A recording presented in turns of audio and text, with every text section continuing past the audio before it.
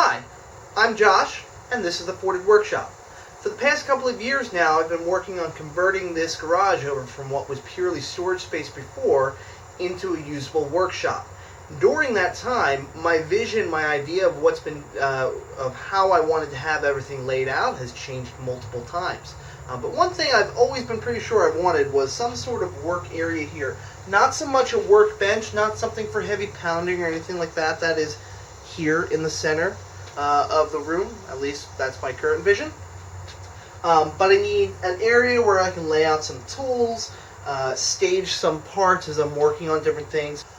So for a little while now, with Sterling Davis's Pallet Challenge going on this month, I've been planning on making a workbench here. But just in the past couple of days, my ideas for this bench have changed dramatically. Again, thinking about how my ideas and visions keep changing as I start using the space and thinking of different ways to use it.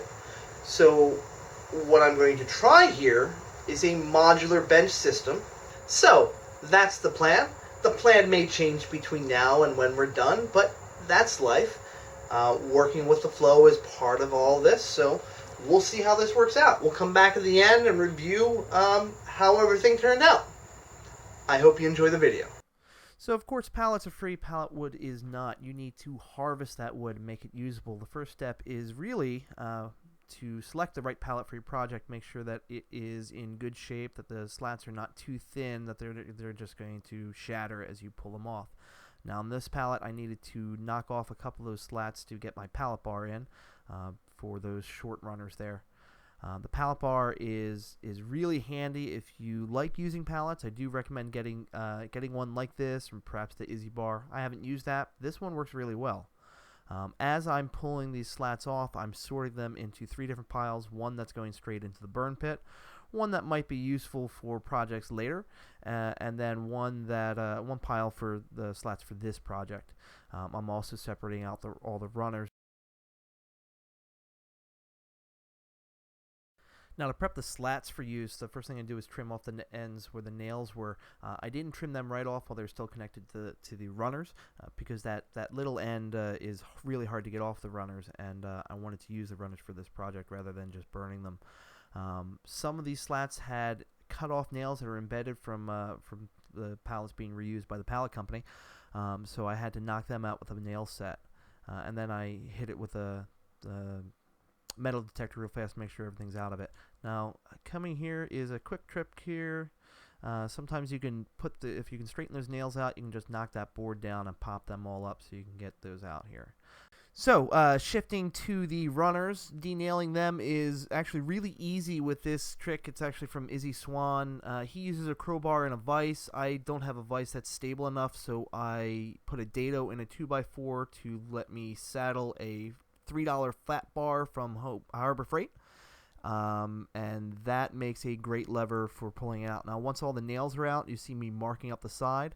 Those are actually cut nails that are inside the slat. I'm not going to be able to get them out, and I'm marking them so I can see them later before moving on to planing down all of the slats.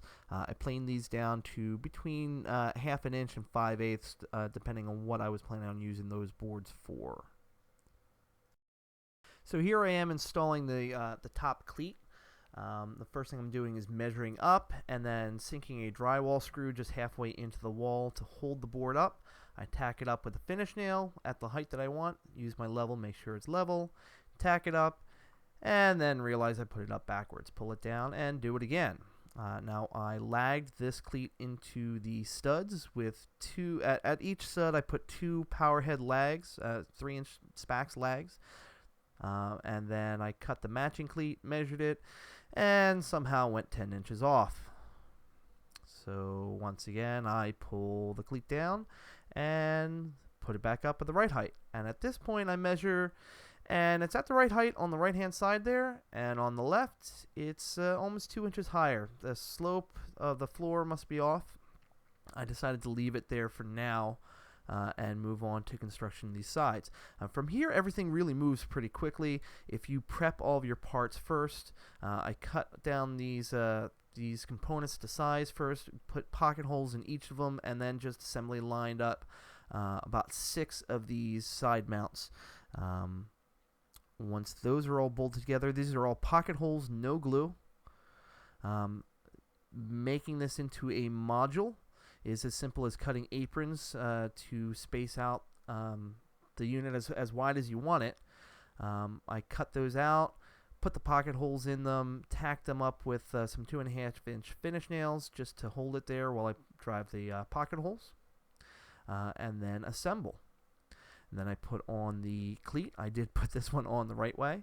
Now you see me tacking it on there, and then I'll put it up on the wall. I didn't leave it like that, obviously. I put a whole bunch of screws in the back to hold it there. That was just to test the fit. And then I decked the top with some of those slats that I planed down. You could leave this like this. It's certainly possible to make this a 100% pallet project. But I have some gaps in there, and you can see that's actually on purpose because I was going to put 3/4-inch plywood on as a top. And then I just flush trimmed the top of it. I'll come along with the router bit later. You can see this fully assembled. It's sturdy. It holds my weight. There is a bit of a wobble, and you'll see why in a second here. There's a bit of a gap here in between the interface between the two cleats, and as I put pressure on it, you can definitely see it flex. I designed and sized this appropriately so I can fit my generator underneath this. However, this layout works great for a desk, either a standing desk, or at this height you can sit at it with a stool, or you could put it lower. And there's nothing saying that all of these modules need to be at the same height. You don't have to have one long cleat like I hung here. You can put cleats at different heights for different modules if that's what you're looking for. You can also add a shelf or two right to this existing structure, maybe with an additional upright here if you wanted to. You could also build a case and screw it directly in, which is what I had planned for some additional units with some drawers and some cabinets. But I decided not to move forward with that at this point. Now that I have it together, I see some ways that I can improve this and make this more solid. I am going to rebuild this. I'm probably going to keep this module and use it somewhere else, probably on the wall over here. I'm not considering this build a failure. This is a successful proof of concept or prototype for what I'm eventually going to build. I'm going to start on that project later this week, and I'll be posting a video as soon as it's done. So I'd like to thank Sterling Davis for organizing this pallet challenge. I had a lot of fun and learned a lot through the entire process, and I'm excited to move on to the next stage of this build.